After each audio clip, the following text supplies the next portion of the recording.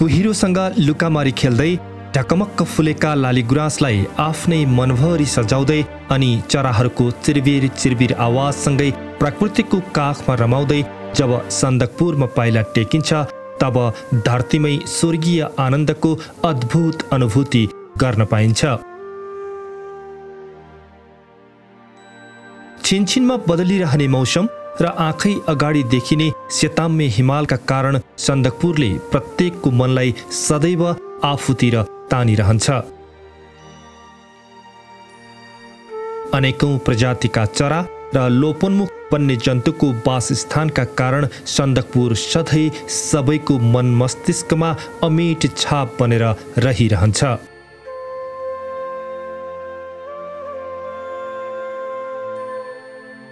हाम्रो देशले पनि यसलाई चाहिँ एक नम्बर पर्यटकीय गन्तव्यको रूपमा लिएर जाने हो भने, यसको विकास गर्ने हो भनेदेखि अत्यन्तै धेरै सम्भावना छ। जुन ठाउँबाट हामी 3636 मिटरको उचाइबाट जो नेपाल तर्फ पर्छ त्यहाँदेखि चाहिँ नेपालको गौरी शङ्कर हिमालहरूसम्म देख्न सक्छौँ। 60-65 वटा उच्च हिम श्रृङ्खलाहरू देख्न सकिन्छ। त्यसदेखि भुटानको ब्ल्याक हिमाल, सिक्किमको पाण्डिम हिमाल, कञ्चनजङ्घा, तिब्बतपट्टि पनि हामी देख्न सक्छौँ र नेपालपट्टि गर्दाखेरि हामीले 4 वटा देशको हिम श्रृङ्खलाहरू हामी देख्न सक्छौँ। खास गरी युरोपियन पर्यटकहरूले, जापानिज कोरियन पर्यटकहरूले सन्दकपुरलाई चाहिँ बर्ड आई प्लेसको रूपमा भन्ने गर्छन्। 3636 मिटरको उचाइमा अवस्थित सन्दकपुर इलामको सन्दकपुर गाउँपालिका वडा नम्बर 2 र 4 मा अवस्थित छ। नेपाल, भारत र भुटानका हिमाललाई अंगालो हालेर बसेको सन्दकपुर एकसाथ तिनै देशका हिमाल अवलोकन गर्न सकिने दक्षिण एसियाकै एकमात्र ठाउँ हो। हिमाली बस्तीमा रमाउँदै सूर्योदय र सूर्यास्तको दृश्यावलोकन सन्दकपुरबाट गर्न सकिन्छ।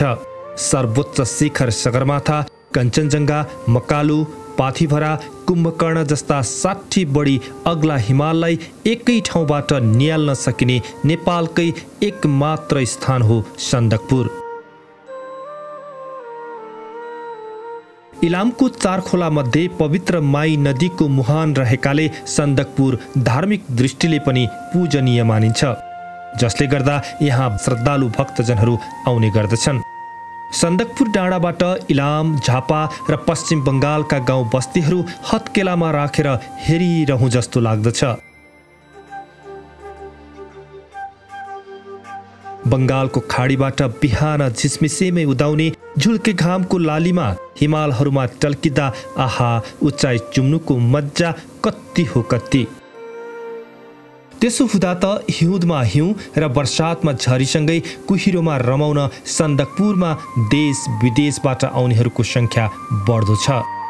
नेपालमा पाइने विभिन्न प्रजातिका गुराँस मध्ये सन्दकपुर पदयात्राका क्रममा मात्रै 36 प्रजातिका गुराँस भेटिन्छन्। वनैभरि फुलेका लालीगुराँसले हर मनलाई आफूतिर भुलाइरहेको हुन्छ।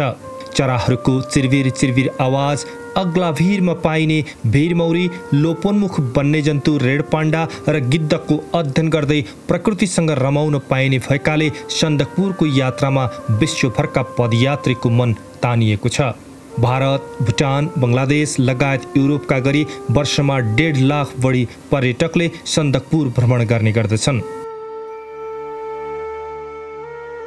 चराको आँखा बर्ड आई प्लेस नामले परिचित सन्दकपुरलाई नेपाल सरकारले 2075 सालमा एक प्रदेश एक सांस्कृतिक ग्राम घोषणा गरे पनि खानेपानी, विद्युत, पदमार्ग जस्ता पूर्वाधारको अभावको भने यसले सामना गर्नु परिरहेको छ।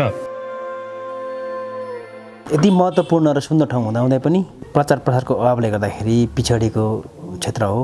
यसको प्रमुख समस्या भनेको यातायात नै हो। यातायात किन भन्नुहुन्छ भने सबैभन्दा पहिले हामी त्यहाँसम्म गन्तव्यसम्म पुग्नको लागि यातायातको सहजता हुनु पर्यो। यो यातायात तपाईँको भर्खरै 1.5-2 वर्ष मात्रै भएको छ। यति यो हाम्रो सन्दकपुरको माइमजुवा वार्ड नम्बर 2 बाट खोलिएको र पुरानो बाटो माउबाट थियो, तर त्यो बाटो पनि दयनीय अवस्थामा रहेको छ। फेरि यो अर्को कुरो के रह्यो भन्दाखेरि दुवैतिरको इलाम बजार हुँदै बिप्लाटे, माबु र इलाम बजार हुँदै बिप्लाटे, त्यसपछि माइपोखरी र त्यसपछि माइमजुवा जाने दुवै बाटो चाहिँ प्रदेश र सङ्घको योजनामा चाहिँ यो परेको हुनाले हामीले यसलाई डाइरेक्टली गाउँपालिका एक्सेसबाट हामीले यसलाई बनाउन पनि हामीले तत्काल काम अगाडि बढाउन सकेको अवस्था चाहिँ एउटा। इलाम सदरमुकाम माइपोखरी कालोपोखरी हुँदै 42 किलोमिटरको यात्रापछि सन्दकपुर पुगिन्छ। सन्दकपुर जाने अर्को बाटो इलाम बजार बिप्लाटे सुलुबुङ माबु कालपोखरीबाट पनि हो। महाभारत पर्वतकै अग्लो स्थान सन्दकपुरको पदयात्रामा निस्कदा बाटैमा भेटिने होमस्टे र होटलमा स्थानीयको परिकार स्वादमा रमाउँदै बास बस्दाको आनन्द कति हो कति। यहाँ ठुल्ठुला होटलहरू भन्दाखेरि पनि यो ग्रामीण स्थल भएको हुँदाखेरि यहाँ चाहिँ होमस्टेहरू नै सबैभन्दा राम्रो ढङ्गले यहाँ अहिले चाहिँ व्यवस्थापन गर्दै हुनुहुन्छ र सङ्गठित रूपमा पनि होमस्टेका साथीहरूले होमस्टे सञ्चालन समूह निर्माण गरेर पनि काम गरिरहनु भएको छ र ती होमस्टेहरूमा यहाँ हाम्रै सन्दकपुर गाउँपालिका लगायत हाम्रो अनुरोधमा प्रदेश सरकारको बजेट विनियोजन भएको छ, जस अन्तर्गत उहाँहरूले त्यो होमस्टेलाई पनि नयाँ ढङ्गले सजावट गर्ने काम गर्दै हुनुहुन्छ र यसरी हिजोको भन्दा आज चाहिँ होमस्टेको विकास पनि त्यो ढङ्गले भइराखेको छ र यो गाउँपालिका विभिन्न सांस्कृतिक हिसाबले हेर्ने हो भने विभिन्न जात जाति विभिन्न धर्म र संस्कृतिका मान्छेहरू मिश्रित रूपमा बसोबास गरेको हुँदा ती होमस्टेहरूमा आफ्ना आफ्ना जातीय परम्परा अनुसार बनाइने खानेकुराहरू उहाँहरूले बनाउनुहुन्छ। हिमाली बस्तीमा साइनो गाँस्दै जडीबुटी स्थानीय उत्पादनका परिकारको स्वादमा रमाउँदै हिउँदमा हिउँ र वर्षातमा झरीमा रम्न हामी पनि एकपटक हिमालको काखमा अवस्थित सन्दकपुर अवश्य पुगौँ।